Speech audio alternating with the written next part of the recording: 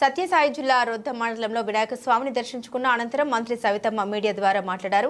గ్రామాల అభివృద్ధి తమ ప్రభుత్వ లక్ష్యమని అధికారంలోకి వచ్చిన 3 నెలల్లోనే పోలవరం, అమరావతి రాజధాని పనులతో పాటుగా గ్రామాల రోడ్డు నిర్మాణానికి సీఎం చంద్రబాబు నాయుడు పెద్ద ఎత్తున నిధులు మంజూరు చేశారని రాష్ట్ర బీసీ, ఈడబ్ల్యూఎస్ సంక్షేమ చేనేత మరియు జౌళి శాఖ మాత్యులు మంత్రి ఎస్ సవితమ్మ వెల్లడించారు.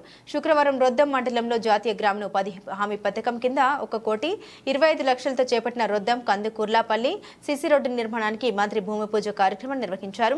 స్వచ్ఛతా హీ సేవ ఆంధ్రప్రదేశ్ కింద పారిశుద్ధ్య మెరుగు కోసం 3 ట్రాక్టర్లను మండలానికి కేటాయించారు. ఈ సందర్భంగా మంత్రి సవితమ్మ విలేకరులతో మాట్లాడారు.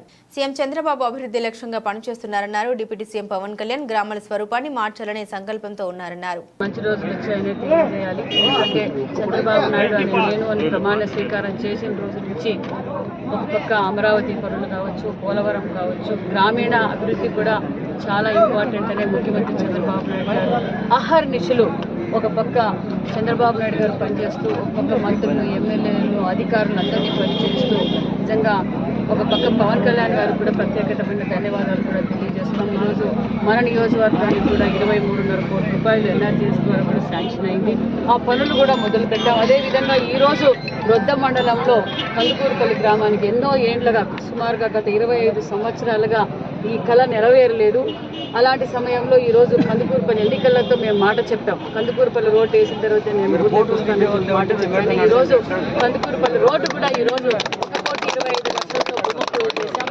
అతి త్వరలోనే సుమారుగా 2 నుంచి 3 నెలల లోపల రోడ్డు పూర్తి అయిపోతున్న విషయాన్ని కూడా ప్రజలందరికీ తెలియజేస్తాం. మన నియోజకవర్గంలో 23.5 కోట్ల రూపాయలతో రోడ్లు అయిపోతున్నాం. అదేవిధంగా అనేక అభివృద్ధి కార్యక్రమాలు కూడా మన నియోజకవర్గంలో చేయబోతున్నాం అనే విషయాన్ని కూడా మీకు తెలియజేస్తున్నాం. స్వయానా ఈరోజు ముఖ్యమంత్రి గారు కేంద్రం నుంచి మనకి ఏవైతే నిధులు మనం తెచ్చుకోగలమో ఆ విధంగా ఒక పక్క ఎంపీలు, సెంట్రల్ మినిస్టర్స్, ఒక పక్క మంత్రులు అందరూ చేసి ఈరోజు మన ఆంధ్రప్రదేశ్కి పూర్వ వైభవం తీసుకురావాలనేది ముఖ్య సంకల్పం అనే విషయాన్ని కూడా మీకు తెలియజేస్తూ మరికొన్ని అభివృద్ధి కార్యక్రమాలు దగ్గరలోనే మరికొన్ని కూడా భూమి పూజలు, పార్పులు కూడా చేయబోతున్నాం అనే విషయాన్ని కూడా మీకు తెలియజేస్తున్నాను.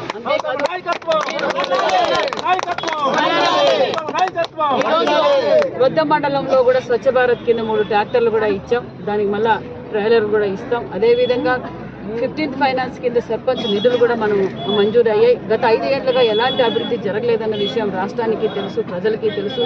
ఈరోజు చంద్రబాబు నాయుడు గారు అయితేనే సంపూర్ణం ఈ రాష్ట్రానికి అభివృద్ధి చేయగలరు అనే సంకల్పంతో ఏదైతే మీరు ఓటు వేశారో ఆ మాట నిలబెట్టుకున్న ముఖ్యమంత్రి చంద్రబాబు నాయుడు గారు అని తెలియజేయాలి. అదేవిధంగా ఒక పక్క ఆ రోజు ఎన్నికల సమయంలో చెప్పారు చంద్రబాబు నాయుడు గారు, నేను ఏప్రిల్ 1వ తారీఖు నుంచి 4,000 పెన్షన్ ఇస్తానన్నారు. మాట నిలబెట్టుకున్న ముఖ్యమంత్రి చంద్రబాబు నాయుడు గారు అన్న విషయాన్ని కూడా మీకు తెలియజేస్తాం.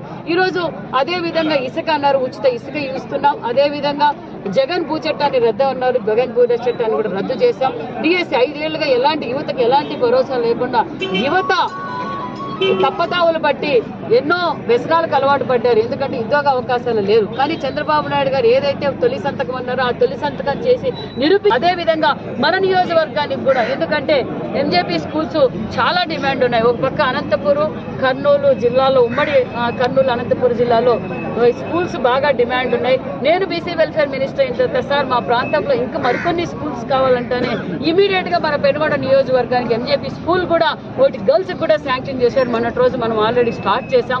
ఇలా అదేవిధంగా కళ్యాణ మంటపానికి కూడా పెనుగొండలో ఉన్న టీటీడీ కళ్యాణ మంటపం మరమ్మతుల కోసం కూడా ముఖ్యమంత్రి గారిని అడిగితే మళ్ళీ నేను టీటీడీ వాళ్ళతో కూడా అది కూడా శాంక్షన్ చేశాం. ఇక్కడ ఉన్న గవర్నమెంట్ హాస్పిటల్ పరిస్థితి కూడా బాగాలేదు. రొద్దంలో గవర్నమెంట్ హాస్పిటల్ పరిస్థితి కూడా బాగాలేదు. దాన్ని కూడా మనము రెనోవేట్ చేసి కొన్ని సదుపాయాలు కూడా కావాలి, అవి కూడా ఏర్పాటు చేయబోతున్నాం అనేది కూడా మేము తెలియజేస్తాం. మేము ప్రజలకు ఏది అవసరమో అది తెలుసుకొని ఎన్డీఏ ప్రభుత్వం ప్రజల కోసం అహర్నిశలు పనిచేసే ప్రభుత్వం ఎన్డీఏ ప్రభుత్వం అనే విషయాన్ని కూడా మీకు తెలియజేస్తాం.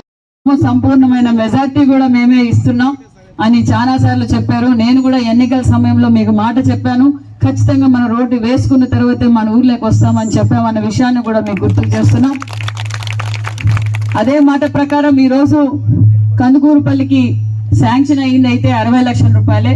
మళ్ళీ నేను పవన్ కళ్యాణ్ గారిని అడిగి, లేదు సార్ ఇది సరిపోదు, మాకు ఇంకా 1 కోటి రూపాయల దాకా కావాల్సి వస్తుంది అని చెప్తే మళ్ళీ కూడా మన పవన్ కళ్యాణ్ గారు పంచాయతీరాజ్ శాఖ మంత్రి వర్యులు మళ్ళా మనకి 1,25 లక్షలతో ఈ పని మనం పూర్తి చేయబోతున్నాం. ఇంకా తక్కువ పడినా నేను మళ్ళీ కూడా చిన్నకోడపల్లి వరకు కూడా ఇది పూర్తి చేస్తామన్న విషయాన్ని కూడా మీకు తెలియజేస్తున్నాం.